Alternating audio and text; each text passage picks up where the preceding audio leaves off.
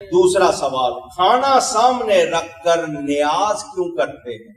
ارے بھائی کوئی لڑائی کی بات نہیں ہے، تمہیں اگر کھانا سامنے نہیں رکھنا پسند تو یار سائڈ پہ رکھ لو،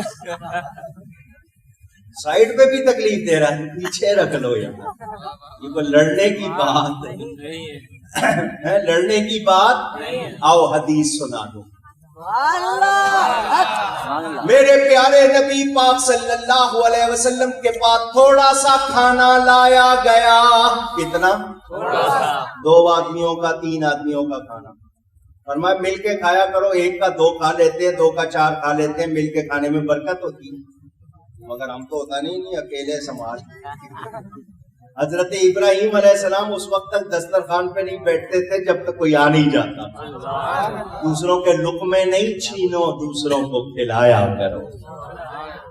دیجئے جناب نبی پاک صلی اللہ علیہ وسلم کے سامنے کھانا آیا، صحابہ بہت بڑی تعداد میں موجود، کھانا تھوڑا سا آیا، حدیث کے الفاظ، نبی نے کھانے پر ہاتھ رکھ کر جو چاہا کلام پڑھا، جو چاہا کلام پڑھا۔ میں غلط بیانی کروں، جس چوک میں چاہو کھڑا کر کے مجھے سزا دے، اچھی بات نہیں کرتا، حدیث موجود، میرے والد صاحب کی کتاب ثواب العبادات پڑھ لینا، سارے حوالے اس میں میں نے نقل کر دی، ذمہ داری سے بات کر رہا ہوں۔ نبی پاک نے ہاتھ رکھ کر اس پر جو چاہا کلام پڑھا، نبی نے کھانا سامنے رکھ کر کلام پڑھا، پھر فرمایا 10 آدمی آتے جاؤ، 2 آدمیوں کا کھانا نبی نے 300 کو کھلا دیا۔ نعرہ تکبیر، نعرہ رسالت، نعرہ حیدری۔ میرے دوستوں اور بزرگوں، کھانا نبی نے سامنے رکھا اور سامنے رکھ کر کلام پڑھا، اب کسی اور دلیل کی ضرورت رہ گئی؟ اونچی نہیں۔ اچھا آپ لوگ بھی کھانا کھاتے ہو کہ کھانا سامنے رکھ کے بسم اللہ پڑھتے ہو یا نہیں؟ بسم اللہ قرآن کی آیت ہے یا نہیں؟ ایک مستقل آیت ہے قرآن کی، کوئی شبہ ہے؟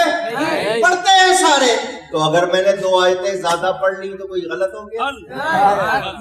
ہم کتابوں میں پڑھتے ہیں حضرت سیدہ فاطمہ زہرا، سارے جہان کے سیدوں کی ماں، جب چکی چلاتی تھی تو قرآن پڑھتی تھی۔ کتابوں میں وہ آٹا برکت والا شہزادوں نے کھایا، پھر نیزے کی نوک پر قرآن پڑھا یا نہیں پڑھا؟ تم کہتے ہو کھانے پہ قرآن نہیں پڑھنا، تو تم قومی ترانہ پڑھ لیا۔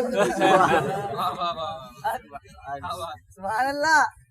وَكُلُوا مِمَّا ذُكِرَ اسْمُ اللَّهِ، قرآن کہتا ہے اللہ کے نام، تو اللہ کا نام قرآن کی اگر آیتیں سورہ فاتحہ اس پہ پڑھ لی، قل ہو اللہ پڑھ لی، تو کیا کھانا حرام ہو گیا؟ اونچی تو جو یہ کہتے ہیں کھانا سامنے رکھ کر کیوں پڑھتے ہو، سامنے رکھ کر کیوں نیاز دیتے ہو، یہ لازم نہیں ہے، اصل چیز نیت ہے۔ اب کھانا سامنے نہ بھی رکھے، آپ کی نیت کہ میں نے جو بھی کھانا ہے اس کا ثواب کیا، تو وہ تب بھی ہوتا ہے، لیکن سامنے رکھ کر پڑھنے کا ثبوت مل گیا، اب اس کو کوئی غلط کہہ سکتا اونچی؟ ہمارے کسی عالم نے کہا نہیں سامنے رکھ کر لازمی پڑھنا ہے، کہا کسی نے نہیں، لیکن رکھ لے گا تو برکت ہوگی نا۔ نہیں، سائنس نے مسئلہ حل کر دیا۔ غیر مسلم ڈاکٹروں نے کہا ہم تجربہ کریں گے، انہوں نے 2 گلاس پانی کے رکھے، ایک پانی پر اس نے کسی سے کہا کلام پڑھو، دوسرے کو نہیں، بغیر پڑھے رکھا گیا، انہوں نے دیکھ لیا جس پہ کلام پڑھا گیا تھا اس میں کوئی جراثیم نہیں تھے،